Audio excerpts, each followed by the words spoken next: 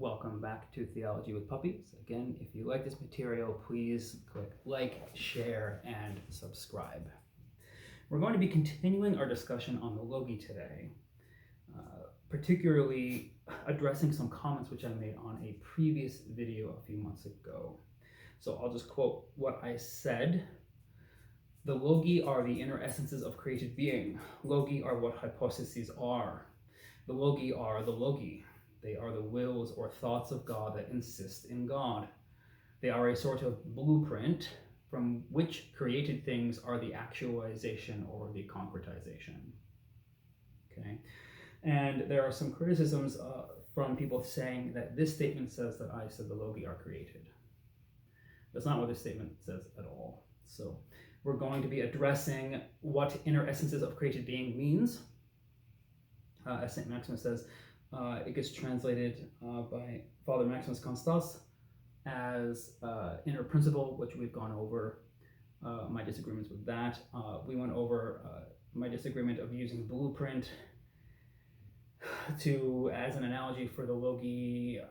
I think it's okay in some regards, and then ultimately I think you have to move away from saying that they are a blueprint. But again, saying the Logoi are inner essences of created being is not to say that the Logoi are created. And even later in this paragraph, you can tell that the people who are critiquing me are not reading the whole statement in context. I say that they are the blueprint from which created things are the actualization and the concretization. And in the previous video, I stated that the Logoi are not, they have no existence. So if something has no existence, it can't be created de facto. Right? De facto, it cannot be created. So, but let's go on and talk more about what this means that the Logoi are inner essences of created being. And please do forgive me, I have some notes, so this video will be a little bit different in the sense that I'll be reading off of some notes here. So we've talked about how Logoi, about how energy manifests an essence. Okay, energy is an operation, and Logoi or logos is a content. Okay, so already they cannot be the same thing. This reminds me of the Parmenian dictum that to be is to be intelligible, right? So the energy conveys, I would say this, the energy conveys the meaning of a thing, okay? But the meaning of the thing is different from that which is conveying the meaning of a thing, right? So the energy conveys the Logoi, right? And the Logoi is the meaning of that thing. Okay, so what does this mean, right? When we say that to be is to be intelligible, right? So existence, you can intellect a sensible object. We've talked about this before, that if a sensible object, if Marco, right, didn't have circumscription, you wouldn't know that he was here, right? If he wasn't black, you wouldn't know him as black, right? But that's him, right? So that's some kind of intelligible content that you have about him to know that he's here, right? And if you are weary about this dictum that to be intelligible, that it's somehow kind of pre-Christian Hellenic pagan philosophy, St. John of Damascus says this directly. So let me quote him just so that we know kind of where our footing is.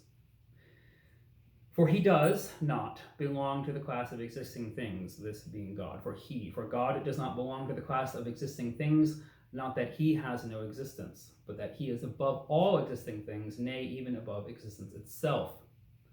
For if all forms of knowledge have to do with what exists, assuredly that which is above knowledge must certainly be also above essence, and conversely that which is above essence will also be above knowledge. So again, there's St. John of Damascus is drawing this intimate affinity between knowledge, that is thinking, and actual existence. Okay, so we have to look now at what St. Maximus is saying in Ambigua 22, and I'm not going to get into the particulars of that. I'm just going to kind of paraphrase that in this video now, and then in a later video we'll go through it line by line. And again, we are going to be discussing this on our Discord, on the grounds that Discord will be discussing this live within our community. So here, the Latin translation of St. Maximus uses the word action when he talks about energy. So understanding the Logi helps us understand the actions of God. If you're acting intentionally, then you can understand someone's intention, the concrete expression of their intention. Contemplating the divine acts, you understand the meaning, that is the logiki of creation. If the Logi are energies, then we are all de facto hesychasts, right? Because just by merely participating with being, you would be contemplating the divine energies. And so there would be no distinction between anyone just existing and a hesychast. So by contemplating the actions of God, we come to understand the meaning behind those actions. Okay, what does this mean? There is so I'm married, right? So I'll use this analogy. If I come downstairs and I see my wife cooking dinner, I understand her intention. I understand her will, which is to have dinner, right? So what is she doing? What's her operation? Her activity is cooking, right? That's her activity. But by contemplating her activity, which we do, instantly, immediately, there's no like, oh, I have to sit for a long time. But I mean, we are still contemplating her activity. We know instantly that my wife is making dinner. Then we discern the meaning behind that action, which is to have dinner. That is the meaning, that is the content, right? So now that we've covered this, right, let's go on into what I mean when I say that the Logi are inner essences of created being. And this is where we're going to get into Marco, right? Logi are the inner essences of created being. When the Greeks talk about wills, they mean the thing that God actually brings about. The same logos is uncreated in God, but created in the creature. Stuff about ideas is saying what could be. Thinking about the idea apart from actual existence. This form of idea as such, is a pure possibility. God cognizing himself, cognizing all the things he could ever create. These are not self-subsisting ideas, because if they were, they would be existing. That's not pure possibility, right? So again, we cannot just say that the Logi are pre and hypostatized in God, because they would be subsisting, they would be real, and then what would we would be fake. Pure possibility is actually thought of before creation. The divine idea is thinking of the idea uncreatedly, but when God creates the creature, the idea is realized, and in this sense, it is a creature. It's the ideal aspect of the creature. And then when we think of the idea, we are thinking of it in a created way. Ideas are pure content, pure possibility with no existence whatsoever. It's something which is existable. It could be,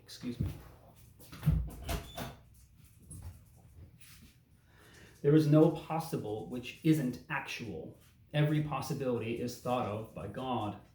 There's no possible idea that God doesn't think of.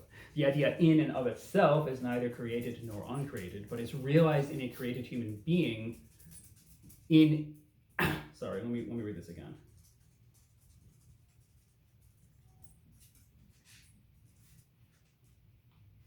When it is realized in a created human being, then it is existed createdly, right? It's kind of a weird way of thinking about it, but I think you get what I mean. And then I go on here. It's still the one and the same idea in those examples. Ante-rem, in-re, post-re. We've discussed this before. What the idea is in reality is the essence of the thing that the idea is. What I understand when I understand the essence of something is understanding its logos. The essence existing is simply the logos existing qua idea. Does that make sense? Right? So the logos of Marco is the essence of Marco qua the idea of him in God's mind, right? This is where ante-rem and in-re are combining. Let's go back. I don't like this idea of blueprint again, and we've gone over this before, but let's just roll with it. The blueprint of a house is the same content as the house. The blueprint is the ideal of the house. The house built is the realization of that idea. They're not two different things, right? This is important. The idea is the idealization of the reality of the house. The reality of the house is the realization of the idea. So there is a commonality between these two. There is an affinity between these two. We have the idea of the idealization of the reality, and then we have the realization, the reality of that idea. Okay. Again, compositedness. Two levels of ontological reality coming together to form a symbol, symbolos. Okay. And this is where Marco comes in, right? When I'm thinking of Marco, what am I thinking of? If I think of Marco as a dog, what am I thinking of? His nature, right? So the intelligible content of him qua dog is his essence, right? This is why the intelligible content of him qua dog is his inner essence. So the logi that is Marco, is his inner essence. That's what you are contemplating. You are contemplating him qua dog, qua his nature, right? When we contemplate dog qua dog, we're contemplating its essence. So, and that's still its logi, right? So again, the logi do not have existence outside of the actualization of what the idea is. The actualization is the reality, and it is actualizing the idealization of itself. I know this can be a little confusing, but again, so we have to be very, very careful when we try to critique statements that we don't really understand, right? When people say, oh, well, Hill said that the logi are the essences of created being. Hill says the logi are created. No. You have to actually sit down and contemplate what is being said. So again, when we think about the thing that it is, when we think about the rock qua rock, we are contemplating its essence. And so the logi is the intelligible content of its essence. That's what it is, right? So again, the logi are the inner essences of created being. Doesn't mean that the logi are created. They're still uncreated. So again, did you like that video? He's like, I don't know why I'm here, Daddy. He's gonna get a big treat. Take care.